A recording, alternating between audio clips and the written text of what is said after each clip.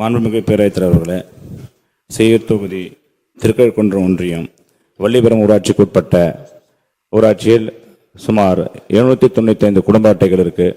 அந்த வள்ளிபுரம் ஊராட்சிக்கும் வள்ளிபுரம் ஊராட்சியை சார்ந்த பெரிய காலனிக்கும் சுமார் 3 கிலோமீட்டர் தூரம் இருக்கு. அதை ரெண்டாக பிரித்து அங்கே ஒரு பகுதி நேர கடையை அமைக்க அரசு முன்வரும் என்று தாங்கள் வாயாக அறிய விரும்புகிறேன். மாண்புமிகு அமைச்சர் அவர்கள்.